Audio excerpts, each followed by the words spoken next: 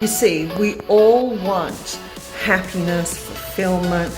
We all want to be spiritually alive. We want to be passionate and on fire for our life. But sometimes we're not.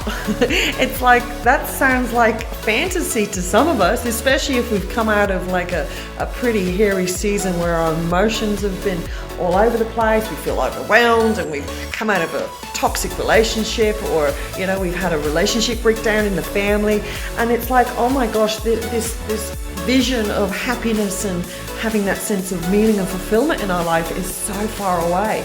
And so I wanted to give you 7 main categories today. So like, for you to get balance back in your life, you need to be aware of the 7 categories that you need to start to bring balance down. If you want to get back from from that place of pain into this sense of having this freedom and this fulfillment in your life, then there's 7 key areas that you need to focus on.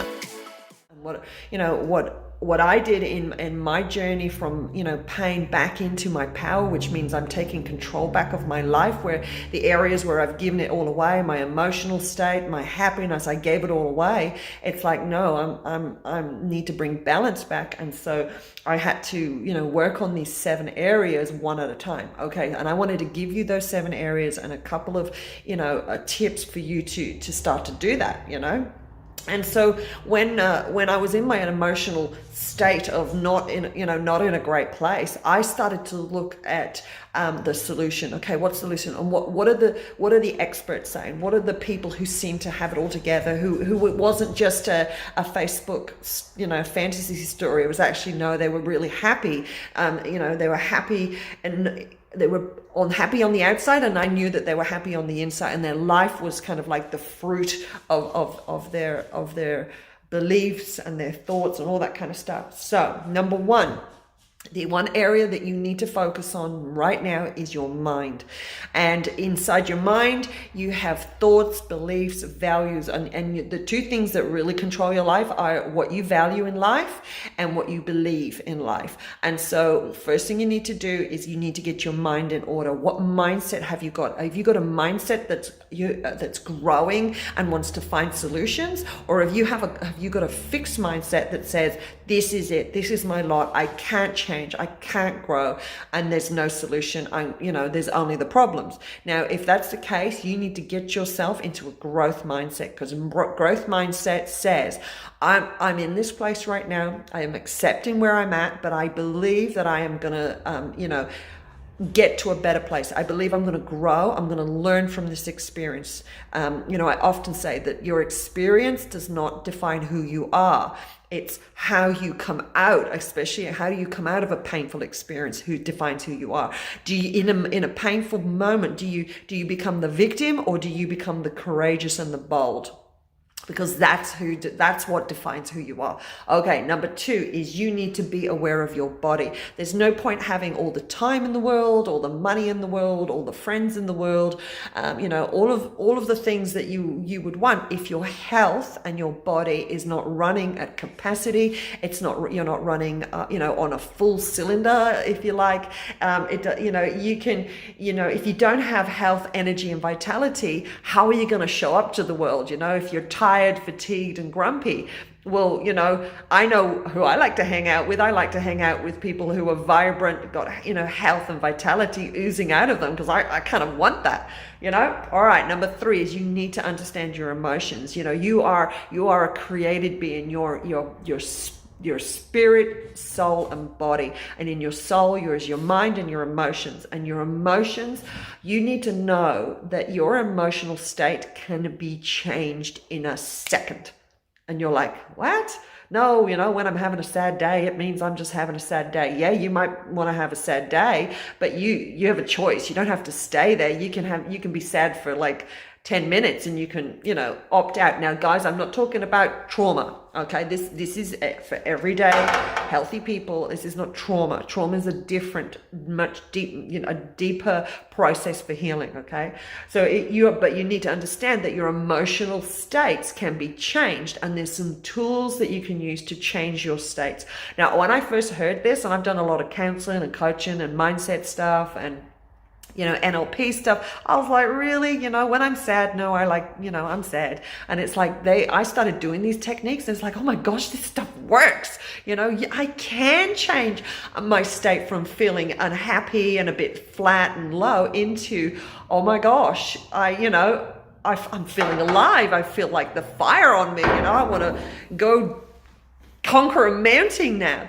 All right, so you need to understand and you need to know that you can change your emotional state. Okay, number 4 is you need to understand your relationship. So how, we talked about value and belief determine the direction sometimes where you go in life, and so you need to value your relationships. You need to get rid of old relationships that are not working for you and value the ones that are bring goodness into your life, that make you a better person. Okay, number 4 is you need to be a good steward of your time. Okay, we are limited for the amount of time that we have on this earth, and so sometimes we can waste a lot of time on menial stuff. And so my wisdom would say was, you've got limited time. You can't buy time, you can't create time, you can only use the time you've got for a meaningful, fulfilled life, which not only, gives you a good life, but you are serving someone else, you're serving another cause. And so that would be my number 4 tip for you. Number 5 would be, whether it's business or career, don't stay in a business or a career that doesn't fulfill you. If it's not working for you, I'm not saying go quit your job, but I'm saying think about what lights your fire, what makes your heart beat, what makes you excited, and that we do spend a lot of time in our careers and our businesses. So I'm thinking you need to be in a place where you get that sense of purpose, and with what you're doing with a large period of your time. Okay, number 6 is money. Oh my gosh, this is an area that I like, hands up. I used to be really good with money, and something happened to me and I lost focus, and so I am in a season right now where I am personally taking control of my money, because for a while there I kind of took my eyes off it, and I just spent more than I saved. And so I came out of a very messy season of my life with $70,000 worth of debt. I had 3 credit cards, 2 at $30,000 and 1 at 10. And I had to spend at least, 5 years of my life paying off that debt. And so I learned very well the hard lessons of living a life that you can't afford. And so yes, I'm a much better steward now. And so I believe that you need to take control of your money. If you don't, your money just vanishes.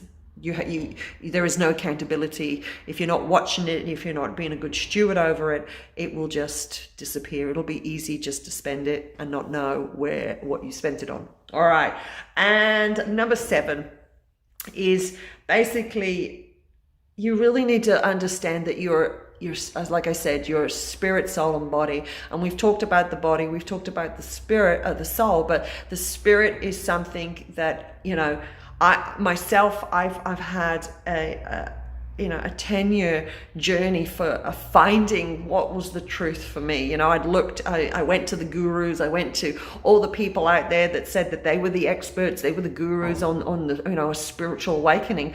And for me personally, I got my kind of spiritual awakening in 2009, and I knew that I had discovered my spiritual beliefs. And so my advice to you is that don't neglect that part of who you are. You are a spiritual person, and so go ask, pray. Like I prayed, I said, God, if you're real, show me where you are. And he did. So, I encourage you to don't neglect your spiritual walk. Don't neglect that spiritual side of you, and pray and ask God to reveal himself to you in truth. And he will. He did for me, because I don't want to put my beliefs on you, but I do want to encourage you that part of your life is very much waiting to be developed. It's waiting to be awakened, and it will just take you into a different place. So those are the 7 key areas that I think, you need to make sure you have balance.